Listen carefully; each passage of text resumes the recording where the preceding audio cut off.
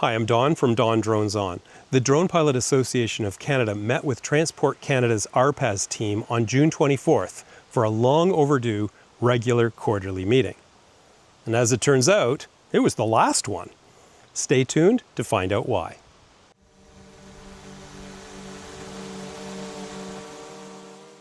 DPAC has been meeting quarterly with Transport Canada for almost 3 years.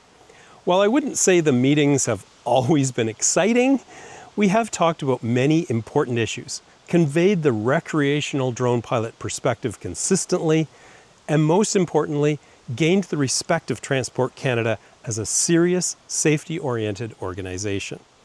And to be honest, the respect has been mutual.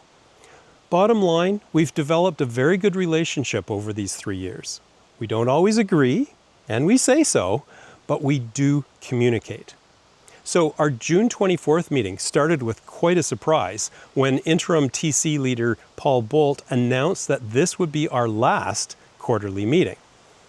He explained that his group, formerly known as the RPAS Task Force, has transitioned into the Strategy and Emerging Technologies branch of TC.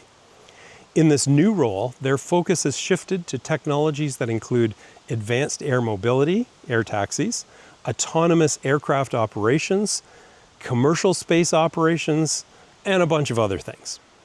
Ongoing support for RPAS regulations is now through the Civil Aviation Communications Center, although the former RPAS team will continue to address questions related to the newly put out 2025 regulations, at least for now. Paul emphasized that DPAC was not being singled out here. Other organizations that the team met with regularly are also being given the same message: no more regular meetings. Now, I expressed my disappointment at this change and indicated that many important insights have been shared in both directions as a result of these regular communications. Paul agreed and said they appreciated the candid and constructive discussions that have been held with DPAC.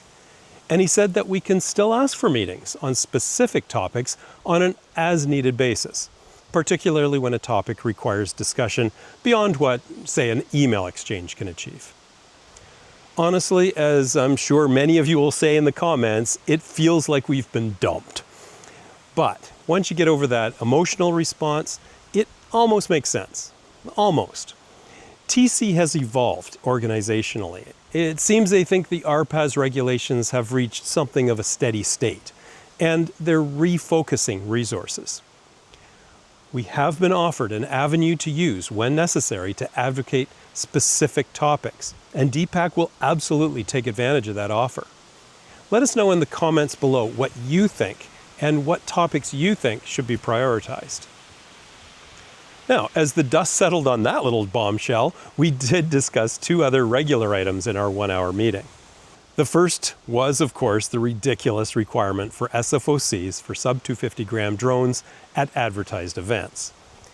We reiterated our concerns on this topic, particularly regarding how it was introduced without the opportunity for discussion.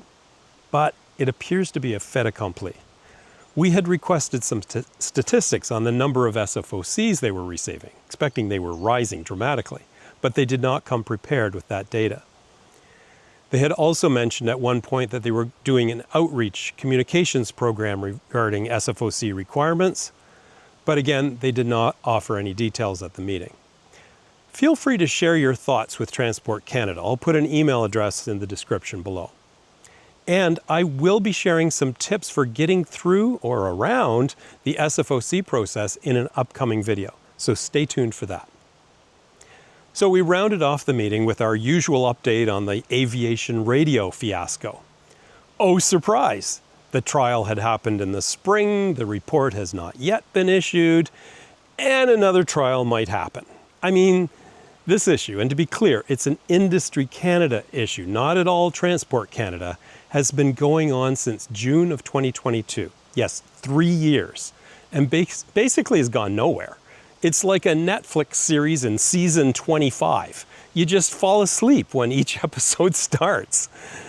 Bottom line, despite the obvious safety benefits of transmitting on short-range aviation band radio under certain circumstances, it remains illegal for drone pilots to do so.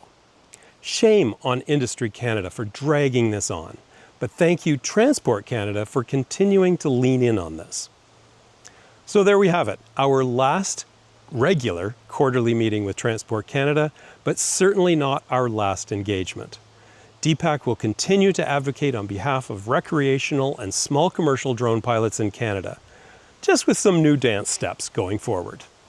Thanks for watching and for your continued support.